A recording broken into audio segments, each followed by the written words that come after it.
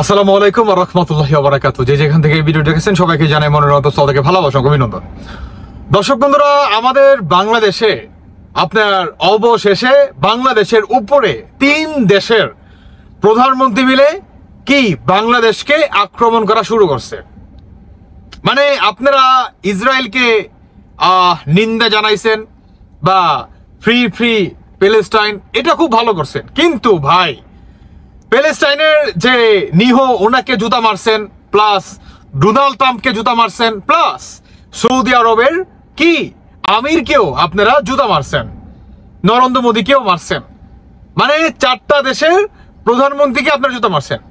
আপনারা Donald Trump এবং নরেন্দ্র মোদী কিংবা আপনার সৌদির যে যুবরাজ ওনাকে বাদ দিয়ে, মানে এই 3টা ব্যক্তিকে বাদ দিয়ে যদি আপনার ইসরায়েলের নিহুকে আপনারা জুতা না কাত্তারুয়া বানায়া যদি আগুন ধরাই দিতেন তাও কোনো কিচ্ছু করতে পারতো না। কিন্তু সমস্যাটা আপনারা পাকাইছেন কোন জায়গায়, যে 3 দেশের প্রধানমন্ত্রীকে আপনারা জুতা মারছেন।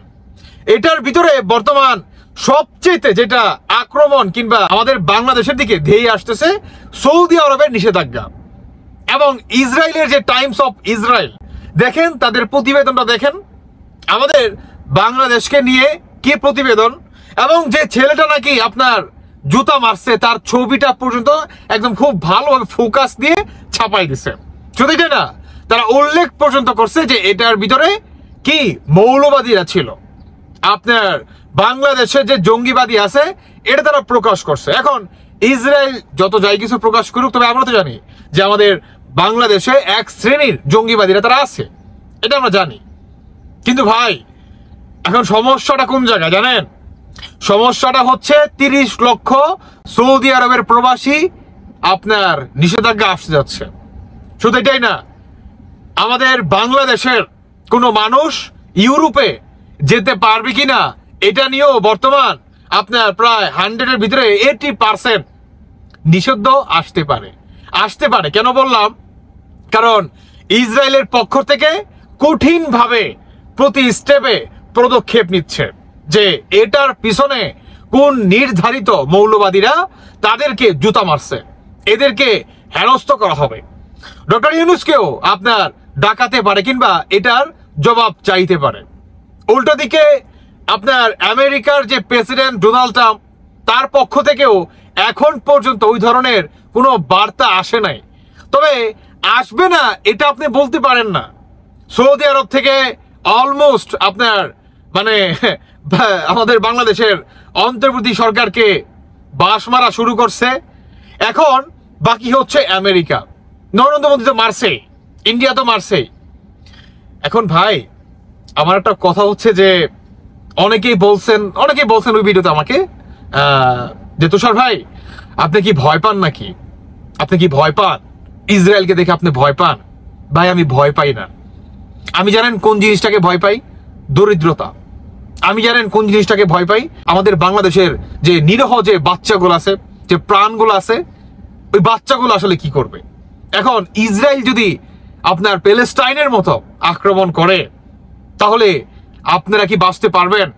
ও আপনাদেরকে তো সৌদি আরব মানে সহযোগিতা করবে, তাই না? কারণ সৌদি আরবে তো জুতা মেরা পয়সা রাখছেন। কি কুয়েত সহায়তা করবে, কাতার সহায়তা করবে, ওমান সহায়তা করবে, ইরান সহায়তা করবে, ইরাক সহায়তা করবে, দুবাই সহায়তা করবে, তাই না? পাকিস্তান সহায়তা করবে। এগুলোর আশায় রয়েছেন আপনারা। আচ্ছা, এখানে সবচেয়ে বড় যেই আমাদের বাংলাদেশে অর্থনৈতিক দিক দিয়ে আপনার ধেয়ে আসতেছে সুনামি, সেটা হচ্ছে আপনার সৌদি আরবের 30 লক্ষ প্রবাসী আমাদের বাংলাদেশিরা কাজ করে। এখন সৌদি আরবকে আপনারা জুতা মারছেন, নিষিদ্ধ করছেন, তাহলে সেই দেশের বাংলাদেশি নাগরিক কেন থাকবে? এখন 30 লক্ষ প্রবাসীর প্রায় 1 কোটি ধরেন, কারণ 30 লক্ষ তো প্রবাসী, তাই না? প্রতিটি প্রবাসীর পরিবারে যদি আপনার 4 জন করে সদস্য থাকে, কথার কথা, তারপরে তো 1 কোটির উপরে, তাই না ভাই? উপরে কিনা? এখন এই যে মনে করেন মানুষগুলা, এই মানুষগুলাকে আপনার ভাত কাপড় কে দিবে? তাদের সংসার কিভাবে চলবে? বাংলাদেশের মানুষ চিন্তা চিন্তা করছেও না, আপনারা চিন্তা করবেন না তো, কারণ আপনারা হচ্ছে মানে অনেক সাহসী ব্যক্তি। আপনাদের পিঠ পিছনে কি হচ্ছে না হচ্ছে এত কিছু দেখার সময় নাই তো। আমাদের প্রতিবাদ করতে হবে তো করতেই হবে, সামনে কে আছে না আছে সেটা দেখার সময় নাই রে ভাই। যে মন চাহে থাক, কোনো সমস্যা নাই, কিন্তু আমাকে প্রতিবাদ করতে হবে, প্রতিবাদী হতে হবে। বাংলাদেশ জাহান্নামে যাও, তাই না? এখন এই 1 কোটি পরিবারের ভরণ পোষণের দায়িত্ব কে নিবে? কে নিবে কে বলেন? আমাদের বাংলাদেশটা চলে রেমিটেন্সের টাকায়, বাংলাদেশটা উন্নয়ন হয় রেমিটেন্সের টাকায়। আর আপনি যদি ব্যবসায়ী হতে থাকেন, আপনার এই ব্যবসা চলে রেমিটেন্সের টাকায়, তাই না? এই রেমিটেন্স এখন কিভাবে চলবে? এই রেমিটেন্স এখন কিভাবে আসবে? কিভাবে আসবে বলেন? ওদিকে ইসরায়েল মানে প্রতিনিয়ত আমাদের বাংলাদেশকে হুঙ্কার দিচ্ছে, বাংলাদেশে কোনো নাগরিক যাতে ইউরোপে না আসতে পারে সেই পদক্ষেপ পর্যন্ত তারা নিতে পারে। এই ধরনের একটা বার্তা তারা দিছে রে ভাই, দিছে তারা এই ধরনের একটা বার্তা যে বাংলাদেশি পাসপোর্টধারী কেউ যাতে আপনার ইউরোপ আমেরিকাতে প্রবেশ না করতে পারে, এই ধরনের একটা স্টেপ তারা নিচ্ছে। এদিকে সৌদি আরবও 30 লক্ষ প্রবাসী কাজ করে, ওদিকে আপনারা ইন্ডিয়াকে তো বাস দিছেনই, সমস্যা নাই। এখন সৌদি আরবে যে 30 লক্ষ কাজ করে, আমাদের পৃথিবীতে ধরেন, পৃথিবীতে ভাই যত মানে কান্ট্রি আছে ধরেন কম বেশ করে সব জায়গায় তো বাঙালি আছে, তাই না? সবচেয়ে বেশি হচ্ছে Saudi Arabia, middle east country, তাই না?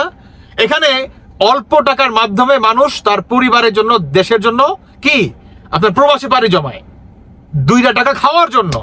এখন এই 30 লক্ষ প্রবাসীকে যদি ঘাড় ধইরা পাঠাই দেয় অন্তর্বর্তীকালের সরকার কিংবা এক শ্রেণীর মানুষ যারা নাকি জুতা মারছে, তারা কি ভরণ পোষণ দিবে?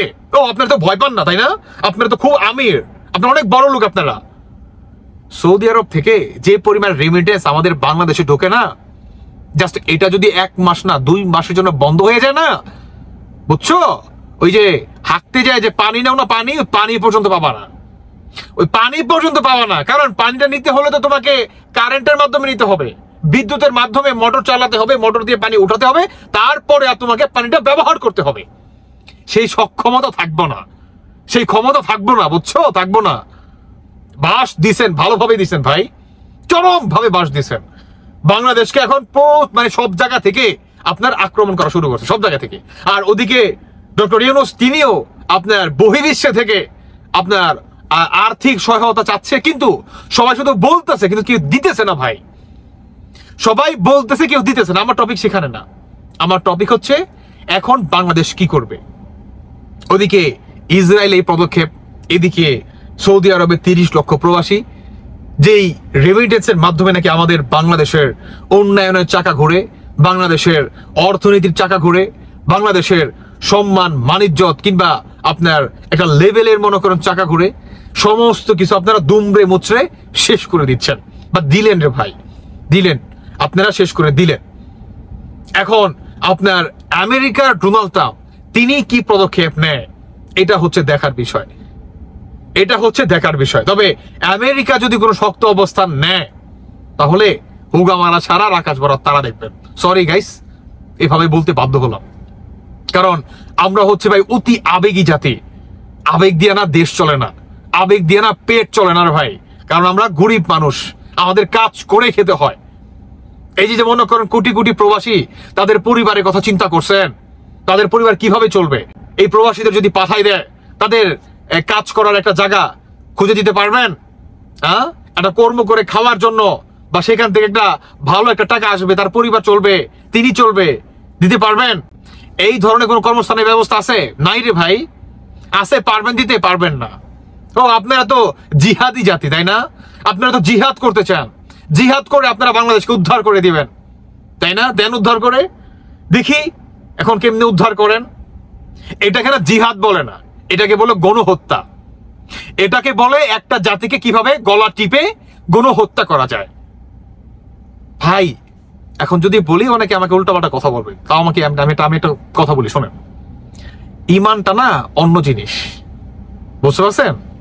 একজন মুসলমান আর একজন মুসলমানকে বাঁচানোর জন্য অনেক স্টেপ আছে ভাই, অনেক স্টেপ, কেমন অনেক স্টেপ আছে। কিন্তু আপনাকে বাঁচতে হলে ভাই, আপনাকে বাঁচাতে হলে আপনি আরেকজন মুসলমানকে জুতার মারা দিবেন, জুতাদা বাড়ি দিবেন, তাই না? এগুলো কই পাইছে? কোন হাদিসে আছে এগুলা? তার ভিতরে কি ইমান আছে? তিনি কি গোপনে আপনার কি স্টেপ নিচ্ছে আপনি জানেন? আপনি জানেন আপনি যে মুসলমান হয়ে আরেকজন মুসলমানকে জুতার বাড়ি দিলেন সৌদি আরব এদিকে, এখন তারা যদি শক্ত কোনো অবস্থান নেয়, এটার জবাব দিতে আপনি দিতে পারবেন? কিংবা আখেরাত বলে তো একটা শব্দ আছে রে ভাই, তাই না? তুমি কেন মারলা মুসলমান ভাইকে কেন মারলা? যাই হোক, আমি সেই প্রসঙ্গে কথা বলবো না। তবে আমাদের বাংলাদেশকে চারো দিক দিয়ে একদম মানে আপনার হিংস্র মনে করেন হায়নারা, বনের হায়নারা, বাগনা ভাই হায়নারা যেভাবে ঘিরে ধরে না শিকারীকে, ঠিক সেম ভাবে আমাদের বাংলাদেশকেও আপনার চারো দিক দিয়ে ঘিরা ধরতেছে আস্তে আস্তে। আমরা বাঁচতে পারবো? বেশি কিছু না, জাস্ট পৃথিবীতে যত বাঙালি আছে, বিশেষ করে যদি খালি একমাত্র 30 লক্ষ এই প্রবাসী মানে আপনার সৌদি আরবে তাদেরকে যদি বের করে দেয়, তাহলে কাফি বাংলাদেশ ধ্বংসের জন্য। কাফি, যথেষ্ট, আর লাগবে না, বুঝছেন? যথেষ্ট। এখন অনেকে বলবেন যে ভাই ওইখানে তো অনেকজন বাঙালি জিবালাই কাজ করে, হ্যাঁ, ডাস্টবিনে কাজ করে, রুট জারো দেয়, এই জারো দেয়, ওই জারো দেয়। এই কাজ তো অনেকে করবে না। আপনাকে কে বলছে করবে না? আপনাকে বলছে কে করবে না? কারোর জন্য পৃথিবী থেমে থাকে না, বুঝেন নাই? একটা কথা আছে না, যদি তোমার ডাক কেউ না শোনে তাহলে একলা চলো রে। এই যে এত বড় একটা শ্রম বাজার আমাদের বাঙালিত্ব বা বাঙালিরা ধরে রাখছে, এটা তখন অন্য কোনো কান্ট্রি ধরে ফেলবে। অনেক কান্ট্রি আছে, আফ্রিকা আছে, ইন্ডিয়া আছে, শ্রীলঙ্কা আছে, অনেক কান্ট্রি আছে অ্যাভেলেবেল, বুঝছেন? কিছু বলার নাই ভাই, বলার নাই, দেশটাকে শেষ করে দিয়েছে। দর্শক বন্ধুরা, বাকিটা আপনারা আপনাদের ব্যক্তিগত মতামত অবশ্যই জানিয়ে যাবেন। ধন্যবাদ সবাইকে। আল্লাহ হাফেজ, আসসালামু আলাইকুম।